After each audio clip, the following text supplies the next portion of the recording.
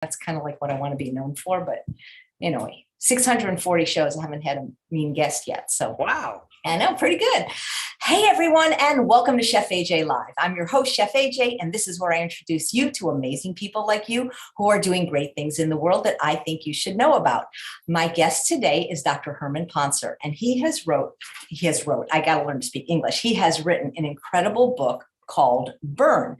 Dr. Pontzer first came on my radar about 4 years ago when he had written an article for the Scientific American Journal that was referred to me by Dr. Doug Lisle. And it was absolutely game changing because, in the weight loss space, you hear a lot of things about how to lose weight. You got to eat less, exercise more. And when you read this article, you're thinking, well, maybe I don't need to do that. So I'm very excited to meet him. Please welcome him to the show. Thank you for taking the time to do this. It's so fun to be here with you. Well, yeah, you seem like a fun guy just based on, the podcasts I've listened to, you seem like you have a good personality. Your book has a lot of humor in it.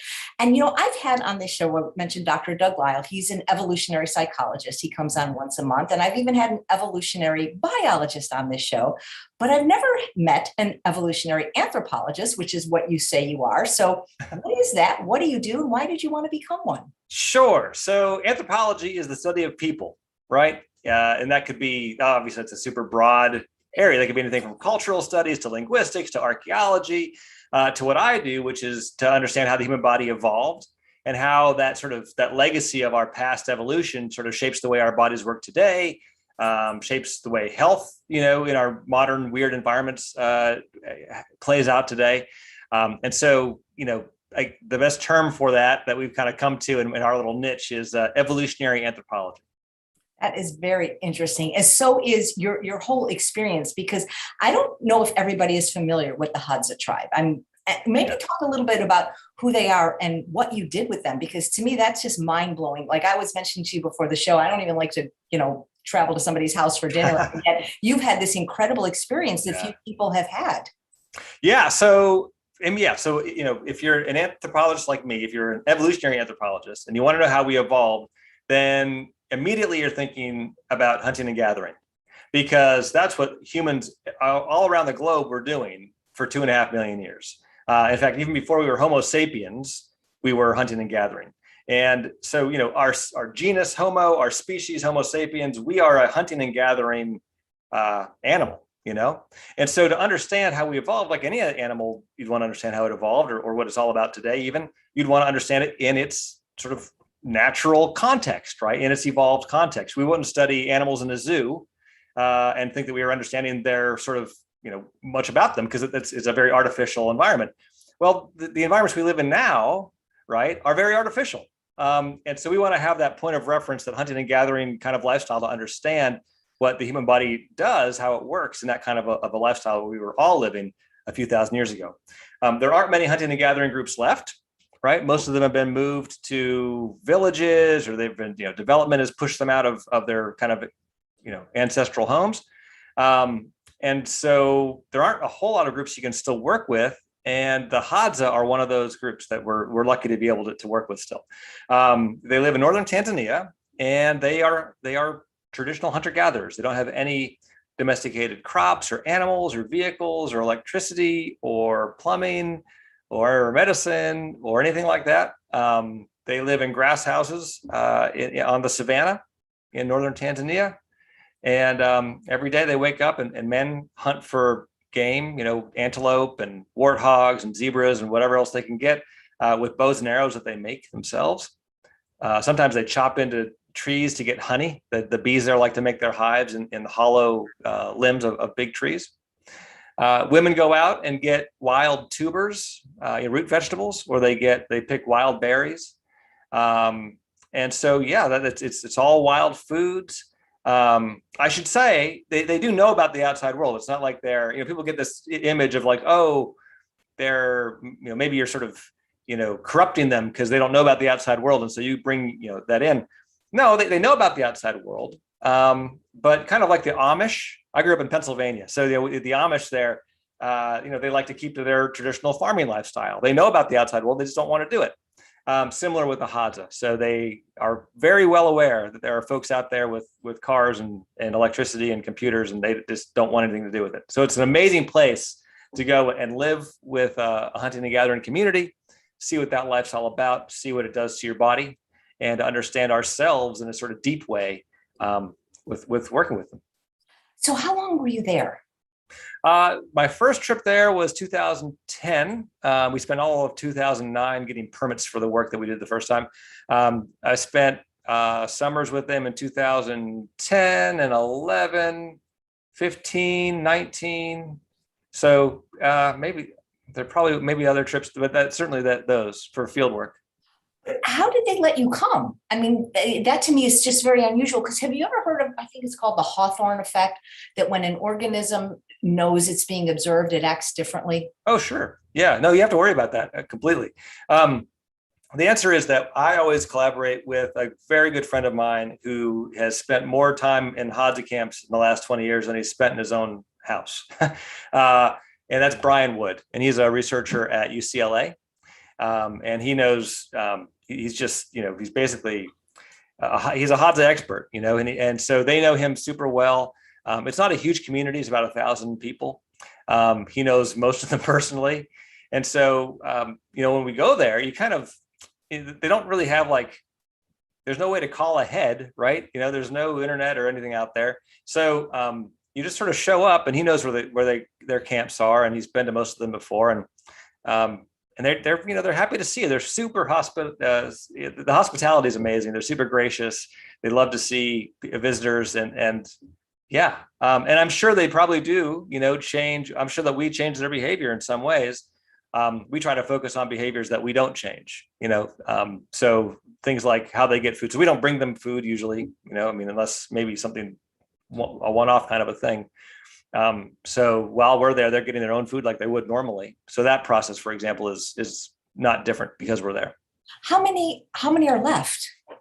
Yeah, about 1,000, right? 1,000, and not all of them. Some of them are living in camps that are closer to villages. Some of them basically only work with tourists. Tourists can come and visit Hadza camps. Some do a little bit of farming. Some have moved into villages properly and have village jobs.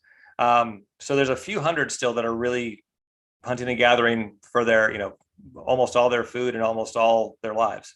Do they have a currency? Do they have school for the children? So so you're in Tanzania, so they use Tanzanian shillings like everybody else does but they don't really have use for any money in a Hadza camp, right? That's sort of a very sharing economy. There'd be trading for anything that you wanted to, if you wanted to trade. But yeah, the parents, there are schools in the area. Now there are a few days walk from any of the camps, right? So if a parent wants to send their kids to school, and they do try to do it when they can, if the kid's interested, they'll save up some money, and they'll, for example, if they sell honey in town, they can make money that way. If they sell, a Hadza guy could make a bow and arrow, for example, and sell that in town. That kind of a thing. And so that's a way that they can make some money. And if they make money that way, they can put their kids in school for a few months at a time. But no, they don't get much schooling. Mostly it's just sort of living in these camps out in the savannah. So, do they wear clothes? Do they make their clothes? They completely live off the land. They can and do make their own clothes if they want. Yeah, they wear clothes. Shorts, like either a wrap or a pair of shorts and a top. Now, so this is an example of them not being sort of isolated from the outside world. They like cotton clothing because it's comfortable, right? And they could make animal skin based clothing or, plant fiber based clothing. They can do that. They know how, but it's not as comfortable. And so what they'll do, occasionally they'll walk into town and they'll trade for stuff. And sometimes they'll trade for clothing. So whenever you see, if you go to a Hadza camp and they're all wearing animal clothes, it's because they dressed for tourists. When we work with a Hadza, they're always wearing t-shirts and cotton sarongs and that kind of stuff, because that's what you would wear if you could. And then, so that's what they trade for. Were you able to communicate with them? Did you have to? Oh, of course. Yeah. So you have to learn Swahili to work there. So I learned Swahili to be able to work with them. In that part of Africa, there's a lot of different tribes. There's, at least a half dozen in that region. And so you're always sort of bumping up against somebody from another tribe. That happens pretty regularly. And so, either in villages or even just out kind of in the open, you might just come across people that are different tribe than you. And so everybody grows up speaking their own tribal language. So for the Hadza, they speak Hadza. And they also grow up learning Swahili, which is the sort of the trade language there. It's the sort of lingua franca. So they all are fluent Swahili speakers. My Swahili's okay, and that's how we do it. I should say, we also hire while we're out there. We work with Tanzanian research assistants out there. Some are from the Hadza community themselves, and so they're another way to make sure that we're translating, that the communication's good. But no, we learn Swahili so we can work there. Well, the only word I know is from your book, and I really like the phrase "hamna shida." Yeah, hamna shida means no worries, no trouble. Yeah, that's right. In Jewish, there's one gamzu latova that reminds me of the same thing. Yeah. I love that. Do any of them want to defect and like not be a hunter-gatherer? Like, because you say they were aware of the outside world. Yeah, I mean, if they want to, they can just go. They don't usually. They usually have a lot of pride in who they are and also, there's a lot of freedom, and a lot of life is usually pretty darn good for in a Hadza camp. I mean, you got to work for your food. It's hard to go get food, but there's also just a lot of fun and a lot of family connection and social connection. And I think kind of going off to a village on your own, or even with a friend or whatever, I think is a little bit daunting, just like it would be for anyone here to strike out, into a new city or a new town without any connections would be hard, right? And so I think that they like where they are. They like to stay home. So often men will go. You see men going to sort of join. Maybe they'll sign up for a tour in the military and do a couple of years of the military, or they'll work for safari companies for a while. Safari companies love to work with Hadza. Period, but especially Hadza men, because they're amazing trackers, right? I mean, I've been out with Hadza men tracking impala or giraffe, and you can't, there's nothing. You can't see anything, right? You're walking through tall grass and it doesn't look like there's anything there. And they know where they're going, and they're following the animal. And for a while, so I grew up in Pennsylvania, rural Pennsylvania. And my family did a lot of hunting. I did some hunting growing up. I don't anymore, but and so I've been out tracking deer, right? And it's hard to do. It's hard to do in snow, and that's when you have I mean, it's easy to have tracks, but even that's not easy. But it's easier than what the Hadza guys are doing. But my point is, you often will get to where you can't follow the trail anymore. It goes cold or indistinct, and you just think, well, you can keep on working and working, but usually you lose it. And these Hadza guys, I'll be out with them and I'll think, there's no way. They've lost it, surely. And sure enough, another hour of walking and following what seems like nothing, and there's the animal dead under a tree. It's incredible. It's like magic. And so the safari companies love them, not because the safari companies are tracking animals like that all the time. They're not, but just to know the animals and know their behavior, because that's how they do it. They know where an animal's going to go. They can predict it. And so that's how they get to where they're going. So I'm guessing none of the Hadza grow up to be vegan. No. I mean, not by choice. No, they've got no qualms about eating animals. They think it's fine. Well, that's all they know too, right? Sure. No, of course. You mentioned they get a lot of their calories from honey, and I'm just curious.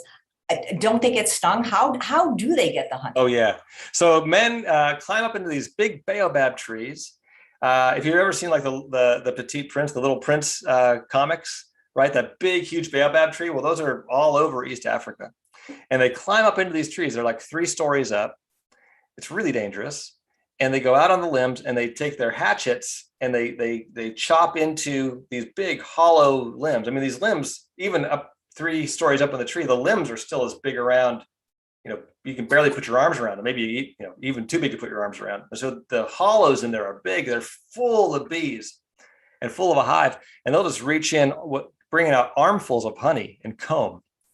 And they bring up a smoking stick, right? So they'll get a stick that's lit on fire. They'll stick it in their waistband, climb up, and then they'll kind of smoke the bees, calm them down. But then they just start going to town and getting all this honey out. And they do get stung. And I can tell you, I've been stung by those bees. There's a couple different species of bees. One don't sting, but the ones that make the best honey dew sting, and oh my God, I mean, it's really painful. And so they're just tough, they're just I don't know what to say, but it's impressive. It's super impressive to watch them do it. And it's a huge part of their diet. It's, anywhere between 10 to 20% of their diet day to day, or even month to month. Can honey keep, how are they eating it? Just with their hands? Because I'm being vegan. Yeah, I mean, yeah, they have a bucket, or they'll have some kind of container. They're always saving and keeping that kind of stuff, so that they've always got something. And they might fill up like a coffee can sized can of honey would be a typical one, even bigger. They'll just pack it full of honey, and they'll probably eat that right there, pack it again, and bring it home. It doesn't last more than a day or so before before it gets eaten. So they don't really have to worry about preserving it exactly. But they probably don't have refrigeration, right? So no, nothing. So for example, for animals, they are, if you get a big animal like a zebra, for example, they'll butcher it down, they'll cut it into strips, and they'll hang. I mean, they eat a lot of it right that day, but whatever they don't eat, they'll hang strips over tree branches and let it kind of dry. But they don't have enough salt. I saw somebody say on some dumb YouTube thing that they don't eat any salt. That's not true. They absolutely eat salt, but they don't have tons of it, and so they don't have enough to like salt an entire animal. And so they dry it out, and it'll last a few days. I mean, what they would consider edible and okay is not necessarily what you would or I would be excited to eat. But that's how they go. That's how they do it. That's incredible. Yeah. I'm guessing none of them are overweight and none of them are obese. No, we've seen a couple of people I've probably done heights and weight measurements. It's one of the typical things we do. And I've done heights and weight measurements on, at this point, hundreds of Hadza men and women. I think I can think of 2 in my life that have ever had a BMI over 30. At least one of them, they were both women. One of them was a woman who she wasn't able to have kids. We don't, we're not sure why, but for some reason she wasn't able to have kids. And I've always suspected that might have been related, that either, not that the obesity would have called, she wasn't obese by American standards, but her BMI was like 30.1. And so I've always wondered if, most Hadza women, pregnancy is so expensive calories wise, and nursing is so expensive calories wise. If you don't have that cost, that burden to have to support, maybe that's the only way in a Hadza camp you could possibly somehow accumulate enough calories to even have that BMI. I don't know. That's just, that's not a scientific study, but that's always been one of the things I've wondered about. That's very interesting. Dina, who's watching live, says, so when you were there, you ate the same as your host? Oh, thank you for asking that. No, it's like a camping trip for us. So we pack up 2 Land Rovers full of all the camping stuff we need for a couple of months, all the scientific stuff we're going to use. And we are self-sustained. And we do that for a really important reason. You mentioned, do you worry about impacting how they live their lives while you're there? Well, we totally worry about that. And if we were to somehow put ourselves, make ourselves another set of mouths to feed, that could have big impacts on how they live their lives. They're such nice folks. They probably would do it. And they're really good at hunting and gathering. They probably could do it. But we would never ask them to do that. So no, we eat, it's like canned food and pastas and that kind of stuff. Were they interested in your food? And did you give them, well, that would impact the study though, if you gave them your food. Yeah. I mean, we never give them, we never like hold dinners or anything like that. Our research camp kind of becomes a place where people will come and hang out and chat because they're curious about, it's like fun entertainment for them. Nobody's looking at their phones in a Hadza camp. Do they have phones? Do they have cell phones and reception? Some will have a couple, these days. When I first started in 2010, I never saw it. Last time I was there, my last trip pre-COVID, I wish I could get back again more recently. Anyway, it was 2019. And I think in a camp of a pretty good sized camp, I think one person had a phone, maybe 2. And the problem is they don't have any way to charge them. So it kind of doesn't really matter if you have a phone, but sometimes if they'll have a phone and they'll be very careful about the battery and they'll, it's hit and miss. And the reception is really hit and miss. You never know. Wow. So no Netflix, no words with No, nothing like that. No, if at best, they're using their phones to like play, maybe they might have some music on there or something like that. or they can maybe text a friend, but their friend would have to have a cell phone. So Right. that's hard to do. So nobody's looking at their phone. So, entertainment is telling stories, catching up, hearing about the day's news. And so the research camp becomes a part of that. People are, and it's really actually one of the wonderful things about working there. People coming by saying, hey, kind of checking out what's going on. And look, they are so gracious with us. And if you're hanging out in the Hadza camp, so we kind of park our research camp, which is just a few tents and a little kitchen area. We're parked right beside their big Hadza camp, but not a little bit away because we want to give them some space. But if I'm over in their camp and we're sitting around a fire, which happens all the time, and we're chatting, and somebody comes back with honey, or somebody comes back to camp with meat, or somebody comes back to camp with tubers, or whatever it is, they all share. So that's a really important thing to understand, that everybody shares everything all the time. It's all sharing all the time. And so if I'm there, they'll share with me too. That's expected. That would be weird not to. And so, the flip side of that is if they're at camp with us and we're just finishing up lunch or something like that, and somebody wants to, eat a quarter of a PB&J or whatever's laying around, of course we share. I mean, we would be rude not to. So, it isn't like we're hermetically sealed or anything like that. But we don't feed them when we're there. They feed themselves. When they've tasted your food, have they liked it? Yeah, they like it all right. I mean, they're not like they like it. Yeah, I think that they would. I don't think they would prefer it over their food, but I think they like it. Sure. Yeah.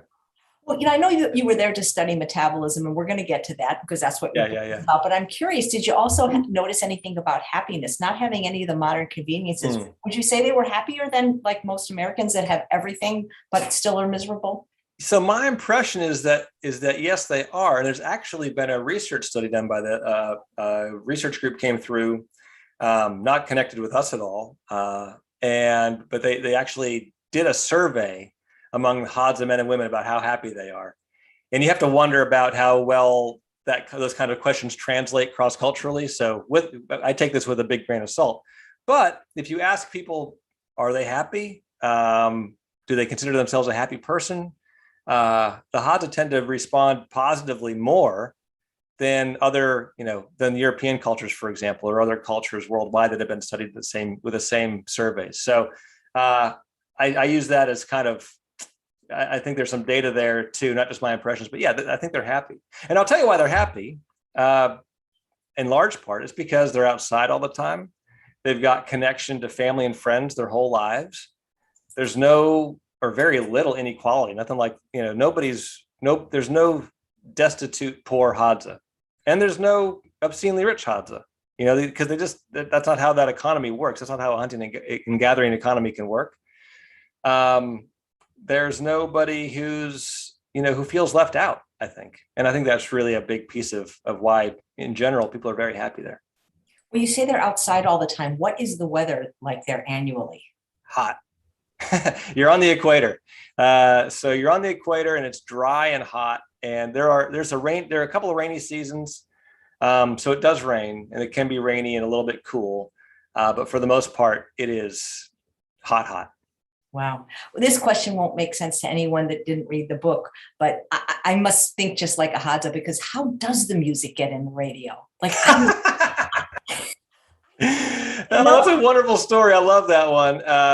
Yeah, one of the fun parts about writing this book, it was being able to share all this with the Hadza. So I'm glad you're asking all these questions. It's really fun to have a chat about this.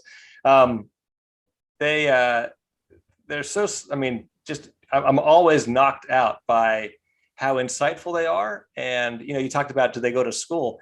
No, they don't get many years of schooling in, but they're still so smart and on top of things and aware in ways that are really impressive.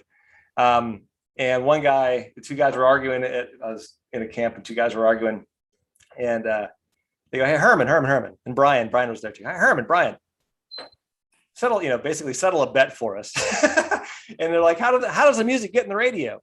And you realize, oh God, we should know that one. And so it's like, well, how well do you know? You think you're so smart with all your modern gear and all your modern gadgets and your computers and your cell phones.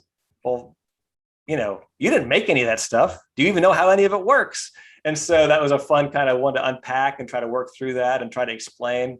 And the best part was I was like, well, there's this building in Arusha, which is the nearest city, and it has this big pole, and it sends out radio waves. And they're like, well, what's a radio wave? Great question. What the heck's a radio wave? And so I was trying, well, it goes through the air and you can't see it. And one of the Hadza guys goes, oh, and he takes his bow and he plucks the string. He goes, it's like that. It goes through the air. You can't see it, but it travels. And I was like, bingo. No, you did a better job than I did. So what happens if they get sick? Do they go to a hospital? I mean, they usually just tough it out.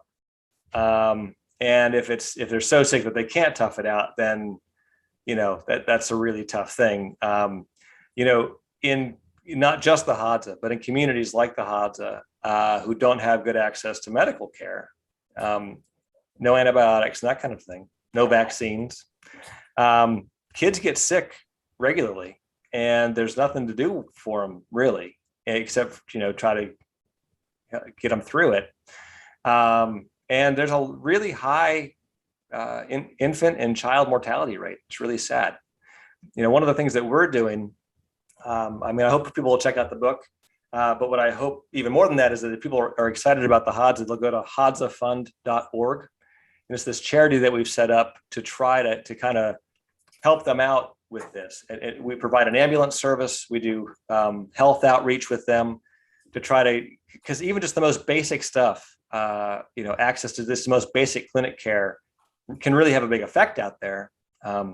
Because too many kids die from infectious disease. It's a pretty common story in a lot of the non-industrialized world, sadly. Do they have clean water to drink? Yeah, they do. Some camps it's tough, depending on where the camp is on the landscape and where the nearest stream is. That's tough. But in general, they can get clean water. That's great. Are any of the Hadza like medicine men, kind of like, like how you hear about that, like they try to? Yeah, they don't have a strong tradition of that. There are medicine men who kind of will walk, come through the area, kind of traveling through. They're often from other tribes, actually. And so what's interesting in that part of Africa, and well, for that matter, elsewhere in a lot of the world, is how these different cultural groups kind of interact and the roles, the kind of complementary roles they play with one another.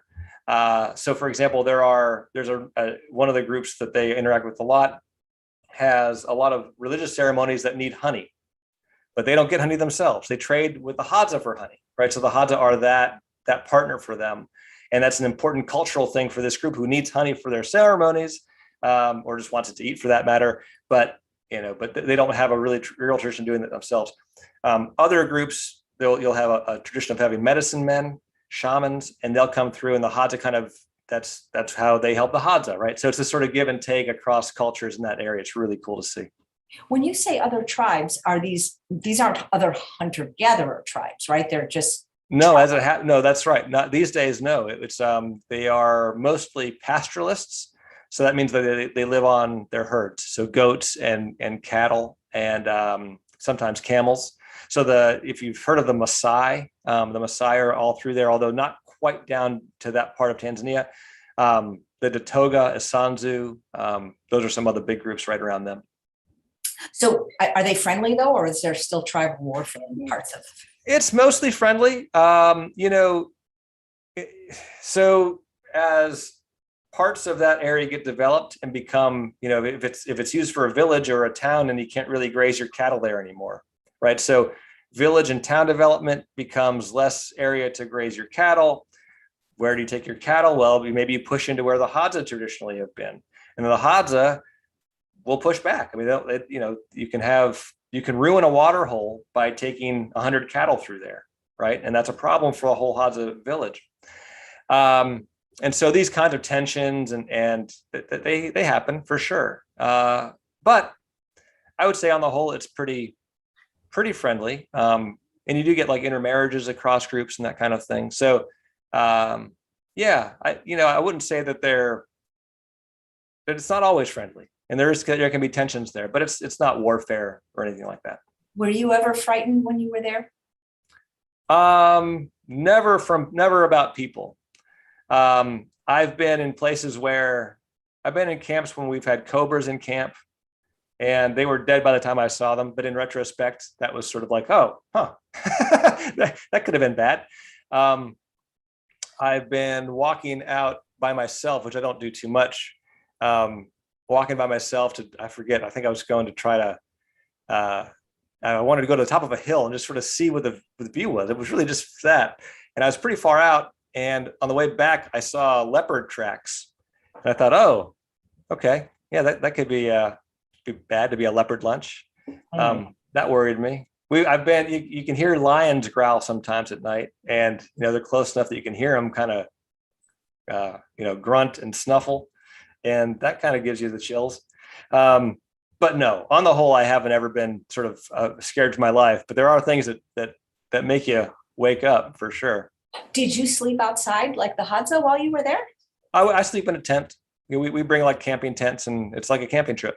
Oh my God, I'm never going. So you mentioned there's only about 1,000 left, and they're one of very few hunter-gatherer tribes left. Do you think they'll still be around, or at some point the world will just? Oh man, I hope so. I mean, look, in 100 years, in 1,000 years, no. I mean, I think things will change so much. But I hope that as long as I'm around, and I think about those kids growing up in Hadza camps right now. I hope they get a chance to live that lifestyle. So who knows how long it'll last? I hope forever, but I also have to be realistic about how things change.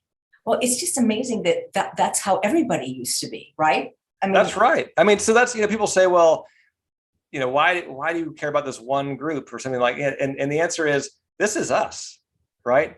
This isn't, I don't work with them because it's exotic and because it's them and they're unique. I mean, they're unique these days, and they're important for that reason. But the reason it's so powerful is what it tells us about all of ourselves, right? We're all one human species. We're not genetically different group to group at all. And in fact, we're almost entirely the same genetically. And so they are a group like that allows you to ask the question, what would our bodies be like if we were still hunting and gathering? And so that's why they're so interesting to work with and so wonderful. Yeah. So I get that they have to hunt because they need the calories from meat, but why would they steal it from the lion? That sounds really like risky and dangerous and scary. Yeah, the Hadza are just, I'm trying to think of a more intelligent word than badass, but I think that's what we're going to have to go with. They're just badass, they don't care. I've never been with a Hadza guy who's been scared. That's for sure. Wow. And, they are the top species in that landscape. If you go to Africa and you go to a place that's, frequented, it's a national park, it's all safaris and that kind of stuff. The animals will come right up to your Land Rover. You could almost reach out and touch them. You don't do that, but you almost could. When you're on the landscape with a Hadza man out hunting, you rarely see animals because the animals are afraid. They're afraid because they know that the Hadza are not to be messed with, that they will hunt and eat just about anything. And they're, so even the lions are afraid of the Hadza.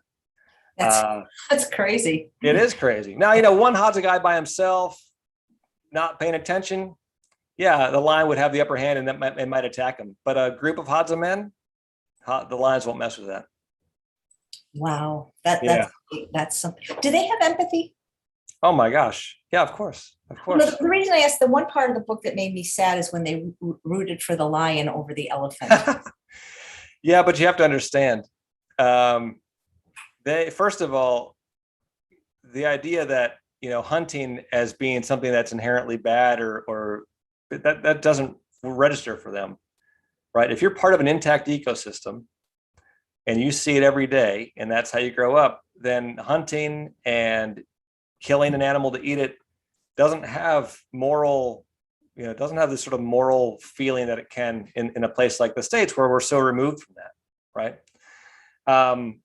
And so there's that. And then there's the fact that the only animal that would scare a Hadza is an elephant. And that's because elephants are too big and too they can be really ornery. I love elephants as much as anybody. They're amazing and magnificent. But if they are in a bad mood, they will kill you. Absolutely. And so, when a Hadza sees a lion kill an elephant, that's not a moral tragedy.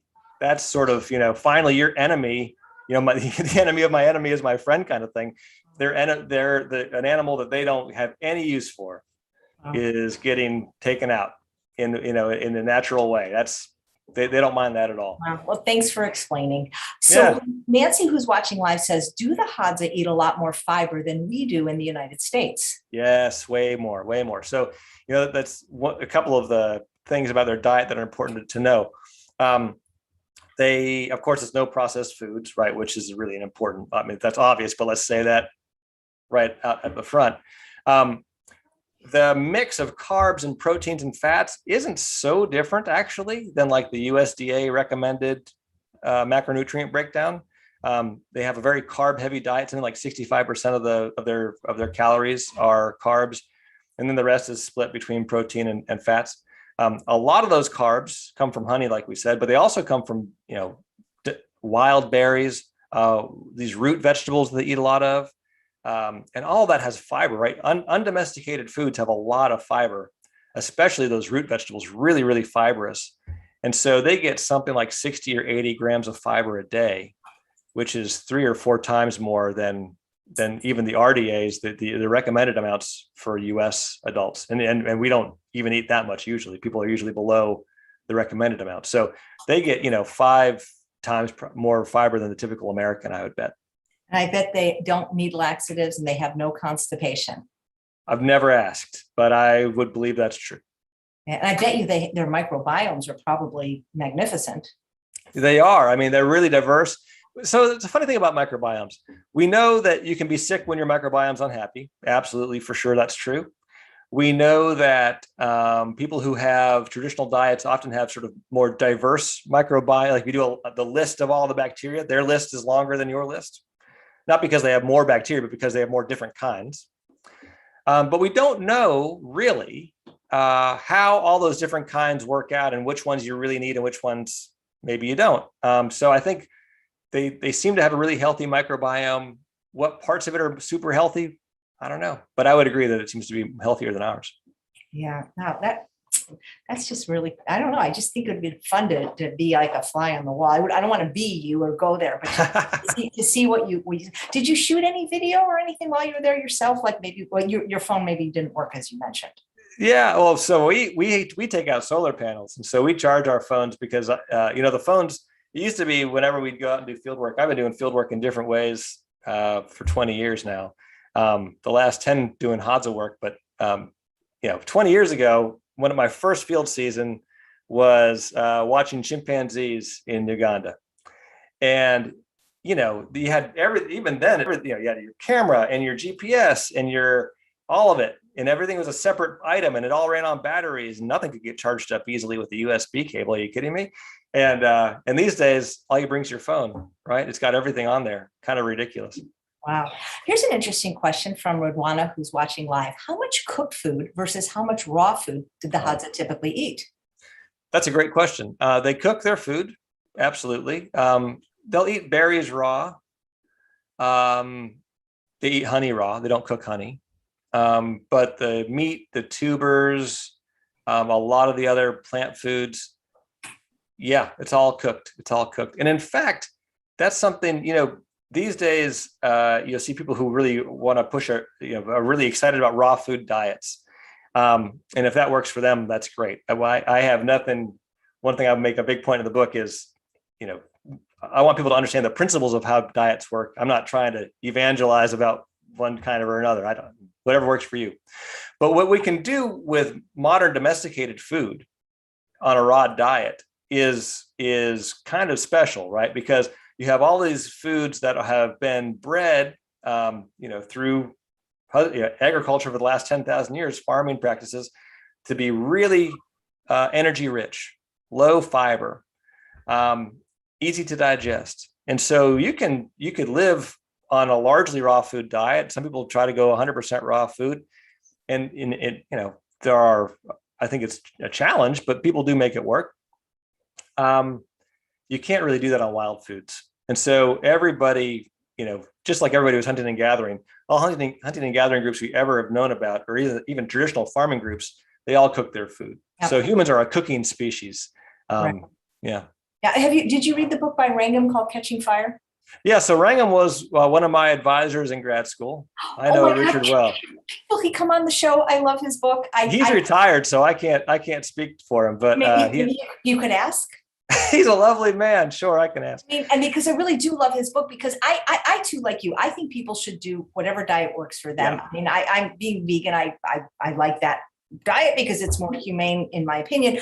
But when it comes to raw food, I've interviewed quite a few of them on my show who've made it work successfally. But to me, it just seems like it'd be really hard because you have to eat a lot more food. Yeah. I mean, when you do, there hasn't been tons of work on this, but the surveys that are out there, because I've read this literature because I'm interested in this question.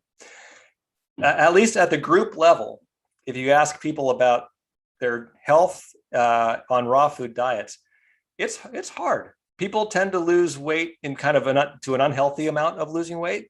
Women, their ovulatory cycling, menstrual cycling often doesn't, it stops. They report low energy. Now, is that everybody? No, I'm not saying it's everybody, but that is the tendency.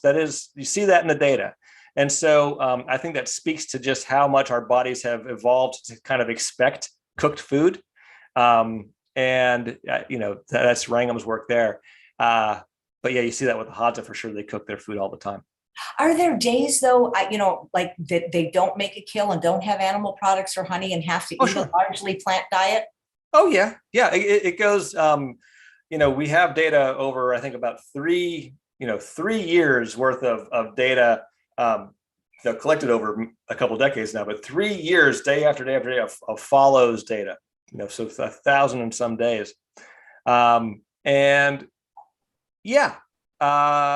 Sometimes it's just plants. I've been in camps when there's been hardly any meat at all. I think it's pretty rare to have zero, but yeah.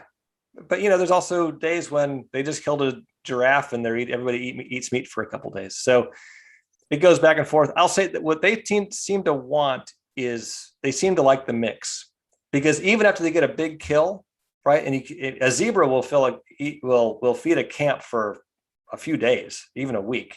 Zebras are big, but women still go out gathering plant foods. And so that's my response to the keto, low carb people. Again, if it works for you, that's great. But there's been this sort of revisionist imagining of what hunting and gathering is like, to where, real hunting and gathering was all meat and no plants. That's not true. That's just completely ridiculous at all. Thank you. No, it's not. That is just crazy. Vicky asks, do the Hadzas eat greens? And do you know the name of the tubers that they eat? What types of tubers? Yeah, they don't eat many greens. There isn't much of that. And in fact, that's one thing that's interesting. You don't see a lot of greens eaten as a big staple in a lot of hunting and gathering groups that I'm aware of. So it's not zero, but it's not a lot. The tubers, I only know the Hadza names. There's so I don't know the species names for them. You can't buy them. They're just wild plants out there. But there's like makali taco and aqua and a few others. Might it be similar to either a sweet potato or a potato that we're familiar with at all? The flavor is more like a potato, but it's like the most fibrous potato you've ever had. It's like In fact, they don't usually swallow it all the whole bite. They roast it, crack it open, peel off the husk, and they eat it. But as they're chewing it up, they kind of suck all the starch out and all the good stuff, and you're left with this really fibrous quid, and they spit the quid out. That's typically what you do. If it's a really tender young one, you just eat the whole thing, but that's pretty rare.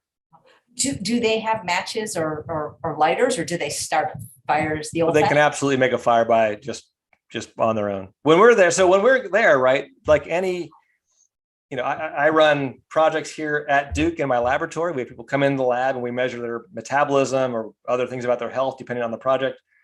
And if somebody comes into my lab and takes their time out of their day to work with me, we compensate them, right? I mean, that's fair. So they might get, whatever the payment is, but they get paid.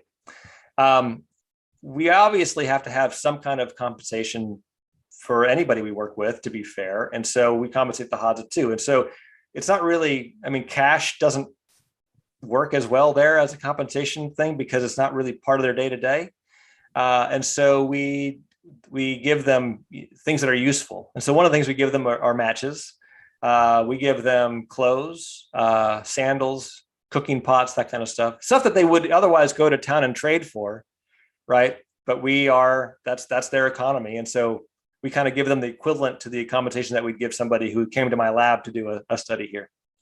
What kind of clothes, like Duke University t-shirt? No, I mean, no, we don't try to get them with the swag.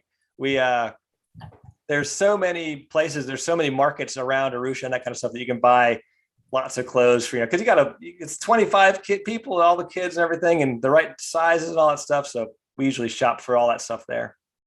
Here's an interesting question from Dina. What's the average lifespan of the Hadza? And are seniors respected the way, say, in Japanese culture they would be? Yeah, great question. So the average lifespan is kind of shockingly low, because if you average in a lot of, kids, infants that die, right, that brings the number way down.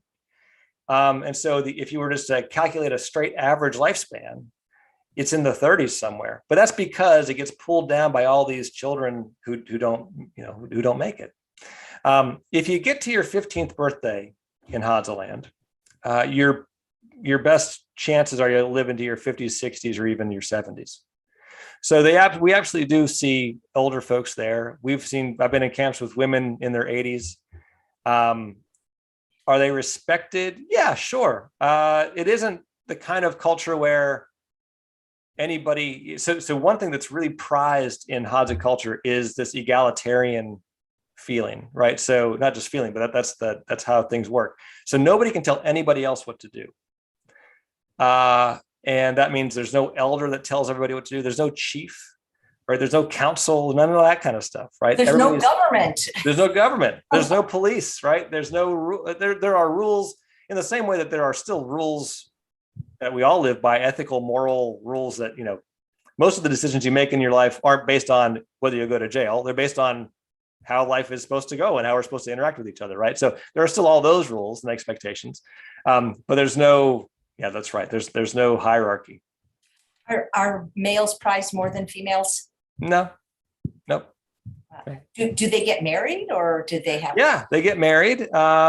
Typically, like sort of late, 18, 19, 20 years old, they'll get married for the first time. Divorce is pretty common. Either a man or a woman can ask to get divorced, and there's no stigma attached to that. If they're, that's fine. Yeah, so they absolutely do get married. But there's no males. Men can't tell women what to do. I like that. Or vice versa. I'm going. Yeah. No, I mean, you can. They can try. That's great. But nobody listens. Susan asks, well, how do they handle bad behavior? Well, the same way that you do in most of your life, right? I mean, when somebody's being a jerk amongst your friend group or amongst your community, do you call the police? Well, probably not, unless it's like actually a crime, right? Usually it's like, well, I'm not going to talk to that person anymore. And, and so it's all those sort of social things that how we handle our day-to-day life. That's how they do theirs. So I believe you said in the book, I read it a few weeks ago, that there's no heart disease and no diabetes. That's right. I've seen a couple high blood pressures in my life of measuring lots and lots, hundreds of blood pressures there, a couple of like marginally high ones. I've never seen anybody who had any signs of diabetes, type 2 diabetes. Yeah. Were you taking their blood? Because without an arterial scan, how do you know that there's no hardening of their arteries? So we don't, for the Hadza community, we don't know about hardening of the arteries. That's true. Blood pressures are our best measure there, and we don't see any evidence based on high blood pressures. We do take like cholesterol levels, we do take triglycerides, we take fasted glucose levels, and all of those look, I mean, any of us would be very happy to have those be our labs. For our annual visit. What's a typical LDL for a Hadza? Oh, Well under 50, I want to say. That's incredible. Yeah. Or no, sorry, we can't read less than 50. I think that's right on our machine. I met somebody yesterday who's had an LDL of 15. That's amazing. Our machine, I think, doesn't read lower than 50, I should say, but it's like well under 100. Yeah, for sure. It's really low. And now I'm going to have to go look at that paper and get some numbers for real. But anyway, that's the problem with being a scientist, is you're always like, you want to answer the question accurately. Anyway, that's amazing. They're incredibly healthy. Yeah. Dina says, what is the marriage ceremonies like? And did you ever attend a Hadza wedding? And what did you give as a gift? Those are all good questions. I've never been lucky enough to be at a Hadza wedding ceremony. They typically give each other, beads and other kind of just nice gifts. They don't really have a cash economy, like I said. So, and they don't have a lot of stuff. They've got their utilitarian stuff. They've got their clothes and their nice things like jewelry but yeah, that's what they have. So I'm sorry I've taken so long to talk about this, because to me, this was so fascinating. And I do want to get to what your book is about. So sure. This next question, I know, is one of the reasons you went there was to study metabolism. And it blew my mind when you said that the average Hadza person does more physical activity in one day than the average American does in a week, yet they don't burn any more calories. And that's like, whoa, well, did anybody tell that to The Biggest Loser? Yeah.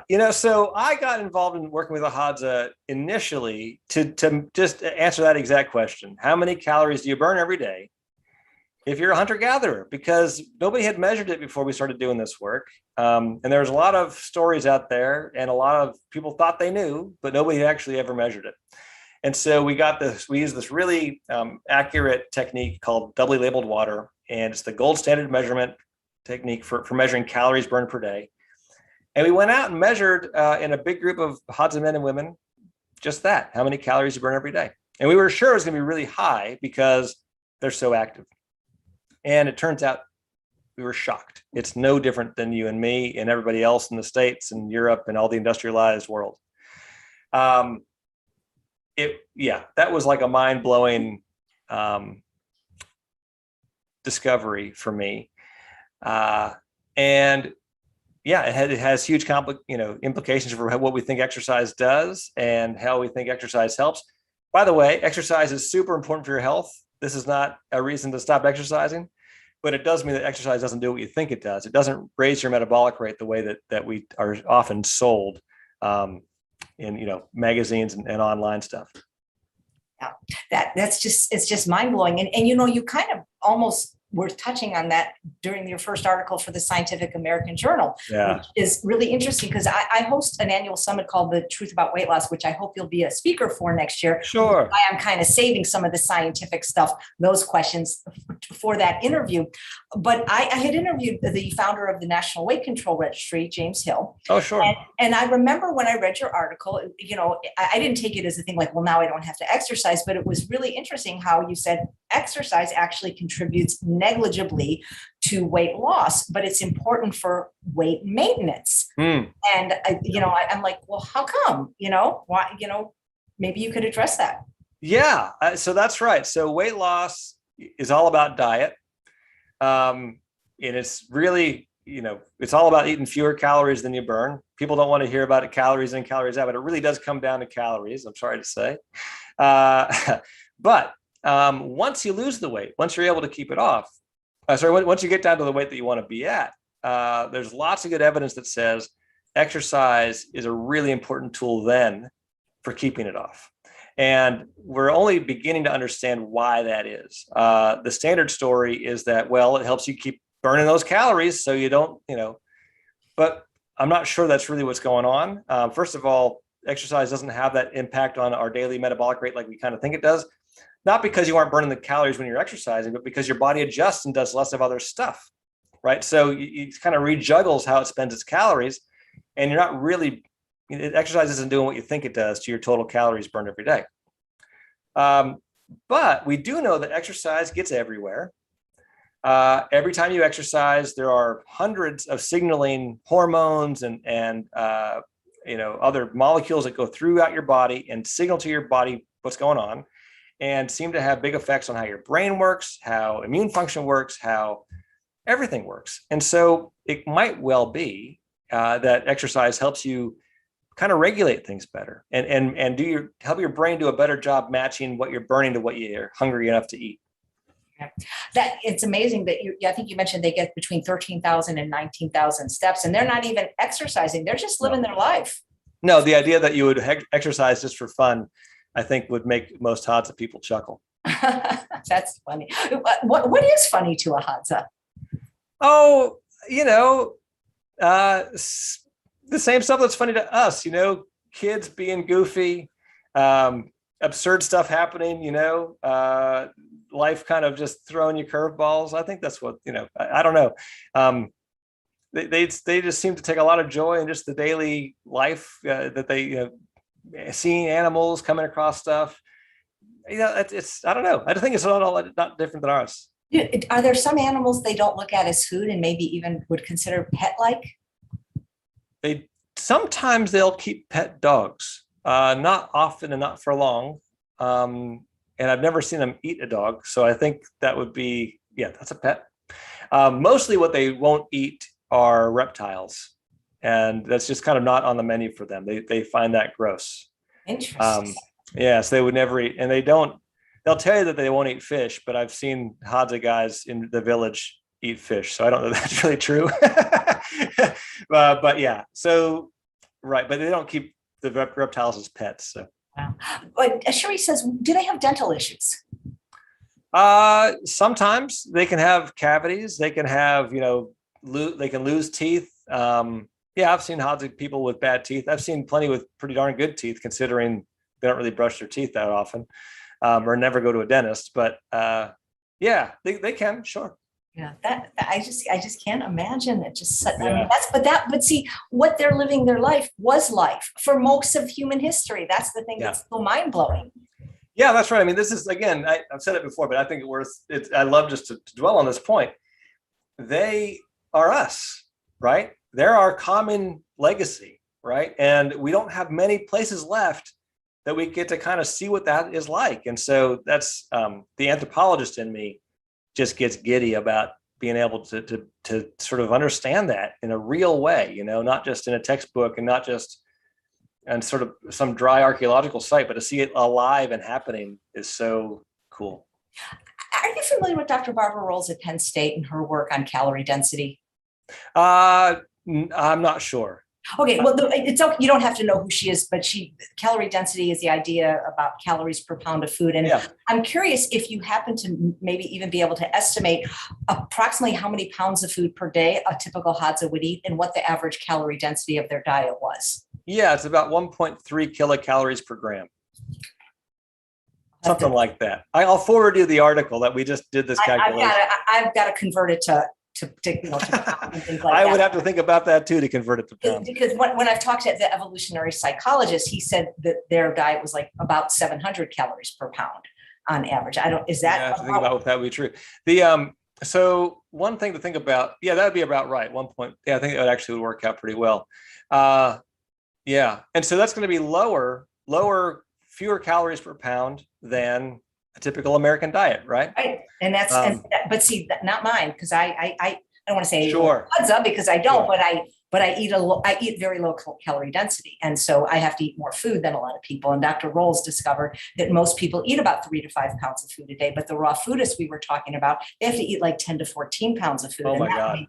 That's just too much. I got TMJ. I mean, my jaw hurts just thinking about eating that much. So I just think that would be fascinating to follow them in that way. I got to tell you, I could kiss you for one sentence in your book because I am not a fan of dieting, and what I teach with weight loss is about calorie density and nutrient density. There's no weighing and measuring your food or counting calories, carbs, or points. It's eating to satiety, but eating the right foods like the Hadza, or eating the right foods for them. And you had the sentence, keeping track of calories is a fool's errand. I mean, people are notoriously bad at keeping track of what they eat. And unless you sign up for one of our studies, you don't know what you burn. So, yeah, it's really hard. It's really hard. Yeah. Are you The Biggest Loser? That show was not very good, in my opinion. No, it's yeah. And I think they did more harm than good, because from what I'm understanding is 6 years out, these people have some metabolic problems from Yeah. that. Do you think they learned their lesson, or do you think people will ever learn their lesson? Because so many people use exercise as a punishment. Oh, Yeah. I overate. So, and the amount, I wish I could have grabbed this thing. I have this thing by this artist where he basically shows how much exercise you have to do, like to burn off food. Oh, It's ridiculous. so much. Yeah. No, I mean, I think the shows like The Biggest Loser, for one thing, it kind of fetishized the kind of, the no pain, no gain kind of approach. And I don't think it's helpful. I don't think it's true. The diet that works for you is going to be the diet that you can stick to, that doesn't feel like a punishment. I mean, if you hate it, you're not going to do it. I'm not a clinician and I'm not a dietitian, but I am an anthropologist. I've been studying people for a long time professionally. And what my job forces me to do is try to take a step outside of a culture, my own too, but and sort of see all the pieces and parts moving, and understand a little bit about human nature and that kind of thing. That's one of the fun things about my job. And I can tell you, I've never seen any sustainable behaviors that weren't enjoyable. People don't do it as a punishment forever. You can do it for a while, but you can't do it forever. So it has to be something you like. And obviously the Biggest Loser stuff was so clearly not sustainable and just mean. It was mean spirited, I think. And, but people love to blame obesity on willpower, and they like to make it a personal failing. And so I think people like to watch that show because they like to say, yeah, part of them is kind of like, yeah, those people deserve, and it's so sad to me that people feel that way. And it just seemed very unsafe. Like when I was 50 pounds heavier and broke my knee, I mean, it was so hard for me. And I'm thinking, if somebody's even more heavy, how could they be doing that kind of intense exercise safely? That's the part that really bothered me. No, I think it is unsafe, a lot of it. And the crash dieting. No, it's sad. I wish people wouldn't feel the need to do that. And I wish people didn't find it a reason to watch it. Right. Dina asked this earlier, and I forgot about, are there a lot of airplanes that fly overhead, and does that bother them, the noise, and do they know what they are and things like that? Well, they know what they are. Yeah. I mean, a few of them have, I don't think any Hadza I've ever met has ever been on an airplane or even to an airport, but they understand it. No, I mean, there aren't tons of them, and it doesn't bother them. Is anything encroaching on their land? You know how like deforestation for cattle, rainforest? Sure. Yeah. I mean, there's population growth in the villages nearby, and the people herding cattle there. Again, it's sort of people get pushed, and there's only so much. I mean, it seems like huge, big, wide open space when you're there. It seems impossible to imagine that there could be an issue with not enough land, but it's hard because people take up a lot of space in a land like that, because it's kind of, you need a lot of space to graze cattle in an atmosphere, in a ecosystem like that. Yeah, that makes sense. Here's a really interesting question. I'm gonna rephrase it a little bit more, slightly. I can't speak anymore.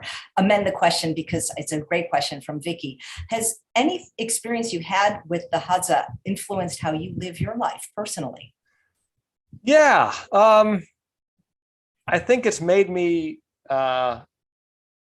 value family and friends, and kind of not worrying about career stuff so much. I mean, the Hadza don't really have a career, right? They're not kind of chasing the brass ring, and I think in our society there's a lot of that, and I'm not immune to it at all, but to kind of make myself take time and focus on, to see the value of family, and to see how that's so valuable over a lifetime. You see these men and women who are in their 70s and 80s, and they're being taken care of by a family that's there, and still, they've always been part of their lives, and they're taking care of them. To see that cross-generational kind of learning going on, and yeah, I value that more now, I think, because I was there. Wow. Did any of them want to come home with you? I've had guys ask if they could come visit, and I think they would, just because they're just an inherently sort of curious kind of folks, But nobody's like, oh my God, I want to get out of here, please take me with you. There's none of that. Was there anything while you were there that you missed it, that, like you said, this is great, but I wish I had a hot bath or something like that? Oh, maybe, a cold beer would be nice. A cold drink of any kind would be nice. So nothing was cold then, in other words. Yeah, we have no way to keep anything cold. No, everything is just warm all the time. That would not be appetizing to me to have. I mean, especially, yeah, interesting. Yeah. A cold drink, and especially, a cold beer. You miss that some after a few weeks. Wow. What was the longest period of time you were there? The longest field thing we did, probably 2 months. Within that, there'd be a couple of trips back to the village occasionally, short, to get to like a refuel or get supplies or something like that and come back. But 2 months or so, something like that. You said you're an anthropologist and you've studied people your whole life. Other than the Hadza, even if you had to go back in human history, is there another population of people or peoples you wish you had the opportunity to study? And I mean, it would all be interesting to me. I am amazed at the sort of cleverness of people who have made it, make a living in the Arctic. I think it's such a hard ecosystem to work in. And I would love to understand that better. And there are still lots of communities that do it. And so it'd be fun to kind of go and see what that's all about. I think if I had to pick one, I guess I'll pick that one. See, and I'd like to go to the Stone Age. Yeah, I mean, it would be fun, totally. Or like early agriculture, when they're like early groups kind of figuring that out. What was that all about? That would be fun. Because I cannot figure out how in the Stone Age, Fred Flintstone got so fat. I don't think he did. Yeah, I don't think there's a lot of fat Fred Flintstones back in the Paleolithic. Yeah, of course, right. I'm just kidding. So, what it sounds like to me is that one of the, maybe the biggest secret to the success of the Hadza, other than obviously they don't, like you said, the child mortality rate, is that they're not eating processed food. They really aren't eating crap. They're eating from nature. They're eating whole foods. Yeah, I mean, it sounds kind of obvious to say, but it really is important. I mean, everything is directly from nature, of course. Yeah, and I think that's what we were intended for. Well, that's what we're built to do. You're right. I mean, there hasn't been any processed food until just a couple generations ago, right? I mean, it didn't exist. There was no processed food, and there also wasn't a lot of obesity or diabetes or heart disease either. Isn't that interesting? And not that any of those things are just one thing, but the processed food is a big part of it. Now in America, the number one single source of calories in the American diet is added sugar. And the second biggest contributor for calories is added fat in the form of oil. And, we in the States eat more than 50% of our diet as ultra processed foods. So we're not talking like bread. We're talking like, prepackaged, ready to eat macaroni and whatever kind of stuff, it's incredible. And I think we pay the price for that. Yeah. Well, listen, as the author of a book called Unprocessed, I couldn't agree more. And that's why I have such a hard time even being vegan, because I don't eat junk food. I don't eat processed food. I don't eat oil. I don't eat sugar. I eat only whole foods. Yes, there are no animal products, but I haven't eaten processed food in close to 20 years. And people think I'm crazy and that it's extreme, but hey, I'm living like a Hadza without the zebra. That's right. And with the advantage of domesticated foods, but that's okay. That's no problem there. Right. Yeah. Well, I've been a little bit spoiled. You should write a book. I mean, and I know you did write a book. And write another book. That was the purpose of this interview, and I hope everyone will get it. It's a really. I can't remember now if you were the voice, because I listened to it like so long ago when the first. Oh no! I don't know. I would have, but they didn't ask me to do that. But it was really good, and there was humor, and I really recommend it. It's really nice, easy listen on Audible, and you've got all those extra little PDFs and whatnot that go with it. And if you still haven't read Dr. Pontzer's study in Scientific American Journal, I don't know if it's still under a paywall, but it's amazing. And you are just a really fun, kind, fascinating person to talk to. And I look forward to having you on the summit where you can really delve deep into some of the science, which we didn't do today, because I was just so interested in the people. Al, I'm excited to talk about the Hadza anytime. So I really enjoyed it too. And happy to be back and talk more science next time. That's great. Thank you so much, Dr. Pontzer. And thanks all of you for watching another episode of Chef AJ Live. Please come back tomorrow when my guest is Audrey Dunham with her family, Jeff Dunham, who's a very famous ventriloquist, and her kids. They'll be making 5-ingredient Elvis cookies, which I'm sure the Hadza have never, ever tasted. Take care, Dr. Pontzer. Bye-bye. Thanks so